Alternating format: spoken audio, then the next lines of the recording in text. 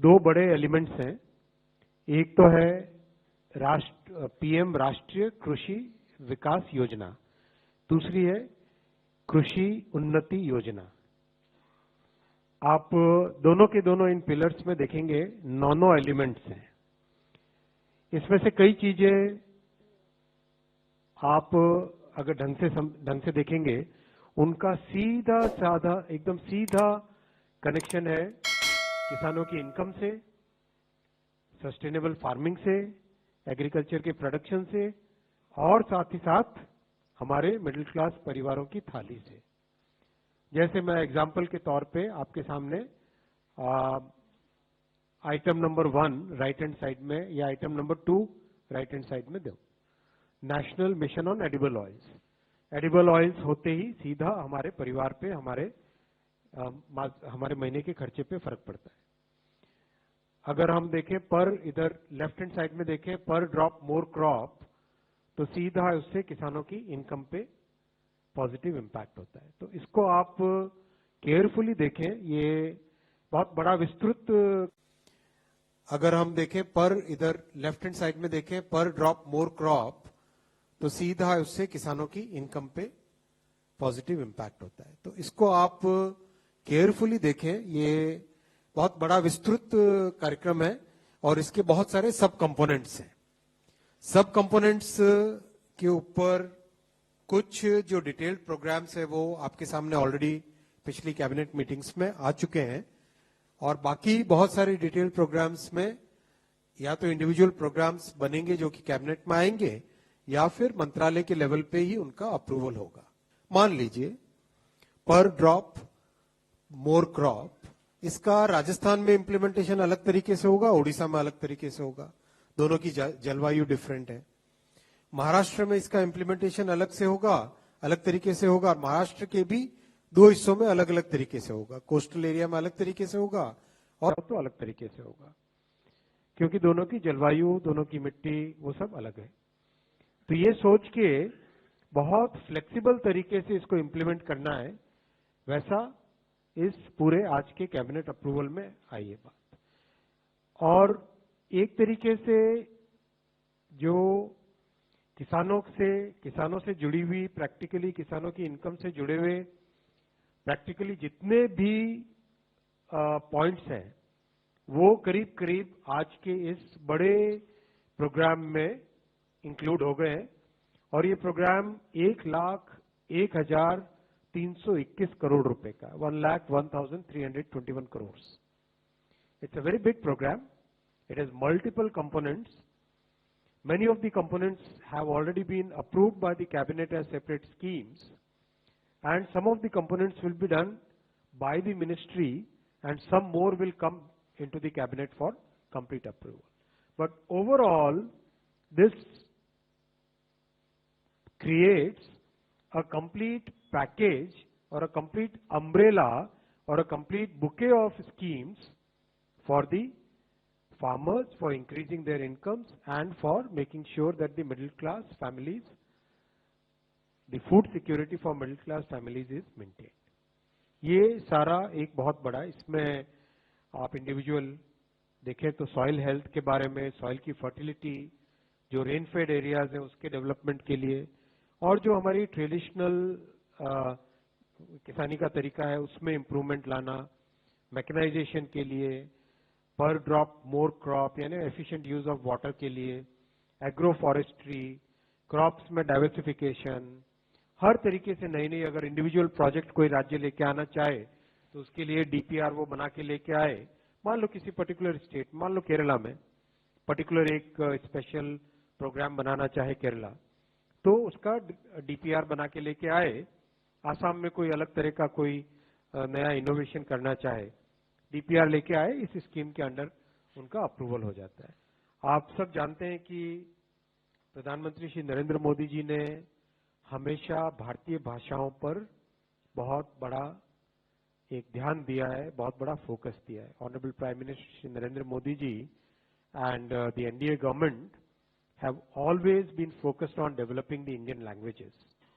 अपनी भाषा में हम गर्व करें और अपनी भाषा में एजुकेशन हो, अपनी भाषा में बातचीत में डेली में लाएं, हर तरीके से अपनी भाषाओं को, चाहे वो तमिल हो, चाहे तेलुगु हो, चाहे मलयालम, चाहे भोजपुरी, चाहे मैथिली, चाहे उड़िया, असमीज, गुजराती, मराठी, पंजाबी, कोई भी भाषा हो, अपनी भाषा में हम गर्व करें and be very aware of what our rich heritage was, what our culture was and how do we bring that same, जो हमारे कल्चर की समृद्धि, उस कल्चर की समृद्धि को आज कैसे लाए। इस पे आज बहुत बड़ा फैसला लिया गया है। 5 लैंग्वेजेस को क्लासिकल लैंग्वेजेस के लिए अप्रूव किया गया है। 5 लैंग्वेजेस, मराठी, पाली, प्राकृत, असमीज और बंगाली, इन 5 लैंग्वेजेस को क्लासिकल लैंग्वेजेस का दर्जा दिया गया है। And there is a very important linguistic experts committee, very well read people, बहुत जो deeply knowledge रखते हैं languages के बारे में, linguistics के बारे में, script के बारे में, हमारा जो ancient text है उसके बारे में। और classical language बनना माने बहुत बड़ी गौरव की बात है, और इसके पीछे पूरी साइंस है। 1500 से 2000 साल तक का उस लैंग्वेज में लिटरेचर है, उस लैंग्वेज की एक कंटिन्यूटी है, लैंग्वेज के बहुत सारे पुराने टाइम के इंस्क्रिप्शंस हो, कई जगह स्टोन्स पे है, कई जगह पेपर पर है, कई जगह ताड़पत्र पे है, कई जगह पे ओरल ट्रेडिशन से है। इन सब का ध्यान रख के जो एंशियंट बॉडी ऑफ लिटरेचर है और जो जनरेशन टू जनरेशन हेरिटेज हमारी पास ऑन होती आई है, उस हेरिटेज को ध्यान में रखते हुए उन सब नॉलेज टेक्स्ट को, प्रोज टेक्स्ट को, कई जगह पोएम्स है, कई जगह एपिग्राफिकल इंस्क्रिप्शनल एविडेंस है, इन सब को ध्यान में रखते हुए ये फैसला लिया गया है। और ये बहुत इंपॉर्टेंट और बहुत बड़ा फैसला है। मराठी, पाली, प्राकृत, असमीज और बंगाली। अभी तक हमारे पास जो नोटिफाइड क्लासिकल लैंग्वेजेस थी वो थी तमिल, संस्कृत, तेलुगु, कन्नड़ा, मलयालम और उड़िया। ये लैंग्वेजेस क्लासिकल लैंग्वेजेस नोटिफाइड थी। ये नए प्रपोजल्स आए, नए प्रपोजल्स को इस फ्रेमवर्क में एग्जामिन किया गया और आगे भी जो प्रपोजल्स आएंगे इसी फ्रेमवर्क में एग्जामिन होंगे। और जो proper scientific evidence, research, historical सब डेटा सब कलेक्ट करके फिर इसको ये दिया जाता है। रेलवे एम्प्लॉयज के लिए प्रोडक्टिविटी लिंक्ड बोनस 2029 करोड़ रुपए का प्रोडक्टिविटी लिंक्ड बोनस आज माननीय प्रधानमंत्री जी की अध्यक्षता में कैबिनेट में अप्रूव हुआ है। और ये रेलवे ने जो बहुत अच्छी परफॉर्मेंस की है उसके कारण ये संभव हो पाया है। इससे 11,72,240 एम्प्लॉयज को बेनिफिट होगा। रेलवे में आज अगर एम्प्लॉयज की हम संख्या देखें तो कुल मिला के 13,14,992 13,14,992 एम्प्लॉयज हैं एज ऑन 31/3/2024, 31 मार्च 24 का ये नंबर है। और इसमें करीब 1,19,952 तो लास्ट फाइनेंशियल ईयर में ही ज्वाइन किए, और वो अगर आपको ध्यान होगा करीब 1,54,000 के आसपास टोटल रिक्रूटमेंट किया गया था पिछले 2-2.5 वर्षों में। उसमें 2 करोड़ से ज्यादा एप्लीकेशंस थी और बिना कोई हैसल, बिना कोई पेपर लीक, बिना कोई इधर कोई कंप्लेंट के बहुत ही स्मूथ तरीके से ये मैसिव एग्जाम कई सारे शहरों में 500 से ज्यादा शहरों में करीब 30 दिन तक एग्जाम चला था। 15 लैंग्वेजेस में कई सारी शिफ्टों में एग्जाम हुआ था, उसके कारण ये ज्वाइन किए थे। इसमें भी रेलवे के एम्प्लॉयज के साथ मिलके जो बना हुआ है फॉर्मूला, उसमें आउटपुट इनपुट यानी कितना आप इनपुट देते हो उससे कितना आउटपुट आ रहा है। मान लो कितने लोकोमोटिव लगाए तो कितना आगे पैसेंजर्स और कार्गो वो सिस्टम खींचता है। वैसे ही ऑपरेटिंग रेशियो यानी कॉस्ट कितनी है और आपकी रेवेन्यू कितना है, इन सब का ध्यान रखते हुए इन दोनों को 50-50% वेटेज दिया गया है।